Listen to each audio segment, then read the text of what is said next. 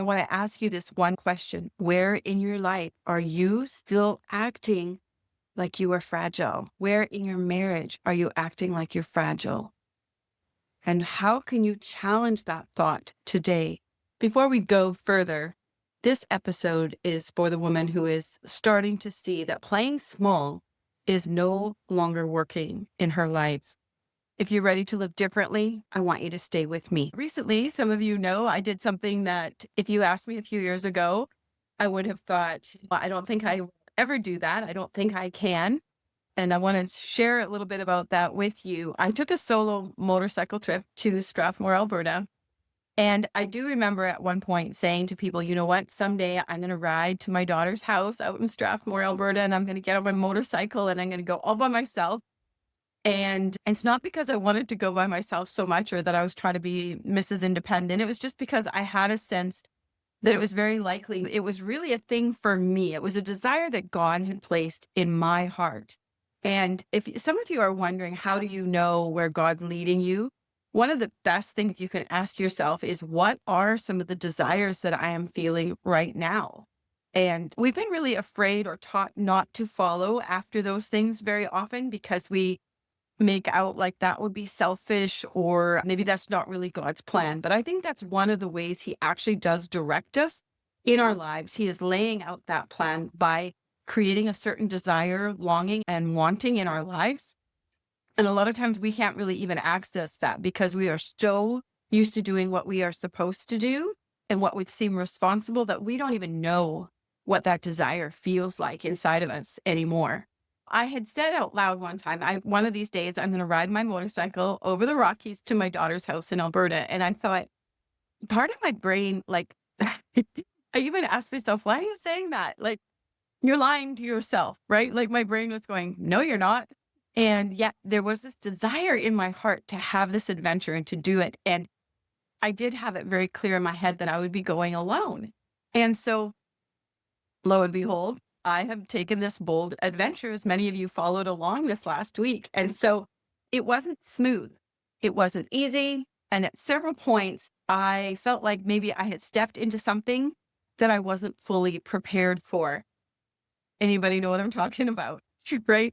But what I realized on this trip is that it's something I want to offer you today. And that is, we are not nearly as fragile as we believe we are, right? We're not as fragile as we think. Most women that I work with believe that they're strong in some areas of their life, but they feel very fragile in others. They feel fragile to speak up in their conversations, or if there's going to be conflict of any kind. They feel fragile if somebody might be disappointed in them, or maybe if an outcome might go a certain way they feel uncertain about. They will feel fragile and afraid to make that next decision. So they avoid taking that next step. They stay quiet instead of speaking up. They say yes when they really mean no. And they tolerate things that they don't actually want in their lives because this feeling of being fragile and afraid of what the outcome might be if they spoke up or if they made a different decision. So sometimes we call that being nice. We're just being nice, right? Other times we'll say, well, it's wise. It's a wise thing to do. And other times we'll refer to it as being faithful. And I don't mean faith-filled. I mean faithful to all the other things and all the other people in our life, so much so that we have killed any sense of desire in our lives and we do not clearly hear where the Lord is calling us. And so it's not faith-filled. We're just being faithful to the things that we know other people want us to do. So listen, here's the truth. You are so much more capable than what your fear is telling you right now. Life isn't safe. And it's not because nothing could go wrong. Of course, anything could have gone wrong on my challenge adventure that I was on. But God does not call fragile women to live lives that require courage, right? He equips you for what he's calling you into. And so if you feel afraid, that's okay. But he does not call us knowing that we're fragile and incapable, etc., without having a plan to make us able to do the thing that he is calling us to. So on that ride, what I faced were three things that I had been told were going to be too hard or things you need to avoid and why you shouldn't go. One of them was heavy rain.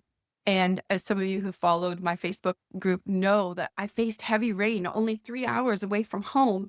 I got to the East Gate Park in Manning Park, and I thought I'd go in and just have dinner and it would probably blow over.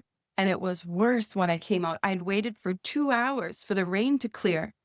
And by about 8:30 in the evening, I had to make a decision to move ahead or to be stranded there in the park overnight. And so I made a decision to go. And it was within 30 minutes of me having ridden away from the safety of sitting under the roof there in the park that I started to see sky clearing behind me. And the sun was kind of shining through this beautiful white light. And I was feeling so encouraged to keep going and so glad I hadn't given up. And to be honest, I had never even considered going home. Like, that was not an option. So I was really grateful that I'd continued. The other was gravel roads. And as I came up to some roads that were under construction and had been ground up and grooved for repaving, I was riding on these gravel roads, these loose gravel on top of ground pavement. I managed to do what I needed to do to keep my bike upright and to get through that. And it was one of the biggest things that I had really feared, was the road construction, knowing how difficult that can be on a bike, depending on those road conditions. And the other was to ride at night. And of course, some of you who are following saw that at 9:30 at night, I had to leave a town called Princeton and continue to ride another.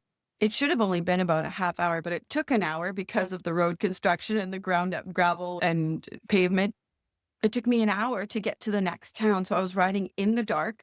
Half of that was under construction lights. So it was great because, of course, no wild animals hanging around loud machinery and lights. But then that last half hour, I was in complete darkness, running with high beams on my bike and really trusting the Lord to keep me safe from any animals that might be wanting to cross the road in that area. The signs that I saw mostly were like the mountain sheep and that kind of thing, deer, elk, those kinds of signs and warnings. But at any one of those points, when I faced any one of these things, I could have decided to quit, to go home, to cry, to do anything but continue on. And yet somehow the Lord gave me the courage to keep going and to keep believing that he had brought me this far. He would take me through the difficult times. And so I started to see these things that have been keeping me, like riding in the rain. No, I wouldn't necessarily say you should plan a big ride in the rain, but if it rains, I'm not going to be afraid or feel like I need to run home. I can ride in the rain. I can run on rough pavement. I can even ride at night if I had to.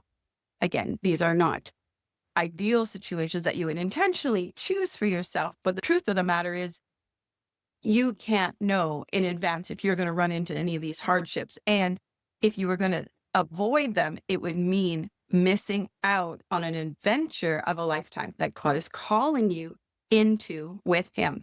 And so it was such an amazing thing. Listen, one of the things I think people would have honestly understood was if I had chose to turn back and to go home. I think it would have seemed reasonable. But here's what I saw, that my fear wasn't proof that I couldn't do it. It was just unfamiliar territory. I was gaining ground. I was taking territory, things that were unfamiliar to me, and I was moving forward in and through them with the Lord's help. And the longer I stayed in that discomfort, the more I became aware that I was capable and that I was not a fragile human being who couldn't do this, but that he would give me the tenacity and all that I needed to face that in the moment, not before, just right now in that very moment that I needed it. So let's think about this when it comes to your life. Where are you acting like you're fragile?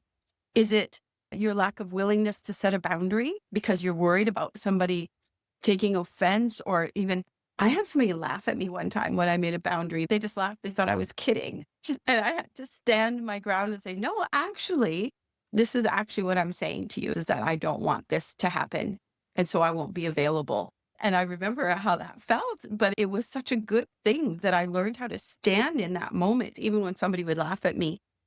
Maybe what you're doing is you're avoiding having a specific conversation with your husband or with another family member.